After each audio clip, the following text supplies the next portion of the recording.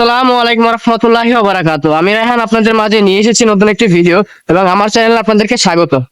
আমার চ্যানেলটাকে সাবস্ক্রাইব করে রাখবেন সকল ভিডিও পেতে।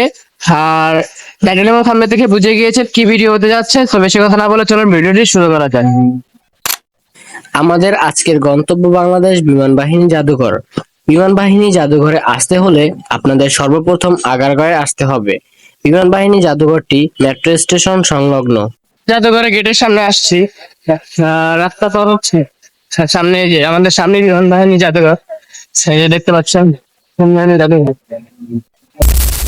বিমান বাহিনী জাদুঘর সোমবার থেকে শনিবার বেলা 2টা থেকে রাত 8টা পর্যন্ত খোলা থাকে এবং বিশেষ দিন ব্যতীত প্রতি রবিবার বন্ধ থাকে। 50 টাকা মূল্যের টিকিট সংগ্রহ করে জাদুঘরে প্রবেশ করলাম। এছাড়াও 30 টাকা মূল্যের টিকিটের বিনিময়ে হেলিকপ্টার এবং বিমানে ওঠা যায়। গাইস, আমরা এখন চলে আসছি বিমান বাহিনী জাদুঘরে। দেখতে পাচ্ছেন আমাদের পেছনে কতগুলো রাইডস আছে। সুন্দর একটি জায়গা, আরো উন্নত করছে। আমি আরো ছোট থাকতে আসছিলাম, তাও অনেক আগে, মনে হয় 1 বছর আগে। এখন উন্নত করছে বহু। আমাদের তো দেখছি। বিমান বাহিনী জাদুঘর ঢাকার আগারগাঁয়ে অবস্থিত বাংলাদেশের প্রথম বিমান বাহিনী জাদুঘর। বাংলাদেশ বিমান বাহিনীর গৌরবময় ঐতিহ্যের ইতিহাস, সাফল্য ও উন্নয়নের ক্রমবিকাশকে সংরক্ষণ এবং নতুন প্রজন্মের কাছে তুলে ধরার প্রয়াসে এই জাদুঘর 2014 সালে উন্মুক্ত করা হয়। আমরা টিকিট নিয়ে নিয়েছি, এখন যাবো, প্লেনে উঠবো। রায়হান ব্লগস ইউটিউব চ্যানেলের মালিক রাইড করবে, বিমান রাইড করবে। এখন প্লেনটা আকাশে উঠবে, দেখতে পাচ্ছেন।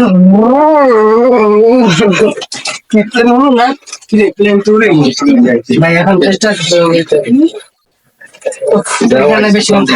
গিয়ার কম দেবে, এত গিয়ার দিলে সুইং চেয়ারের 2টা টিকিট নিয়ে নিয়েছি। এখন আমরা যেটা উঠবে, যে এই রাইডটা, এটা নাম হচ্ছে সুইং চেয়ার। মুন্না ভাই, আপনার এই রাইডে ঘুরতে কেমন লাগবে? ভয় লাগতেছে। কেন ভাই, ভয় লাগে কেন? এই রাইডটা উঠবো এখন। মুন্না ভাই নাকি ভয় লাগতেছে, চলেন উঠে দেখা যাক কেমন লাগে। গাইস, আমরা এখন উঠে পড়েছি। মুন্না ভাই সাবধানে।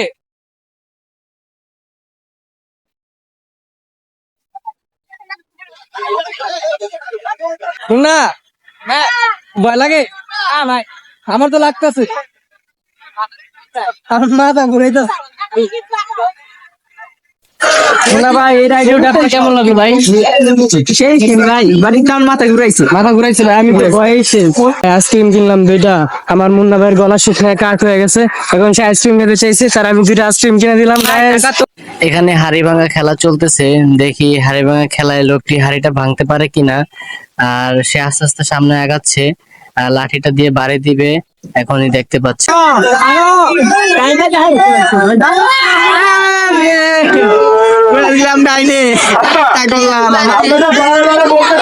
আজকে আমাদের ভিডিওটা এই পর্যন্তই। যদি ভালো লাগে লাইক কমেন্ট শেয়ার করুন এবং চ্যানেলটাকে সাবস্ক্রাইব করে দিবেন। আল্লাহ হাফিজ।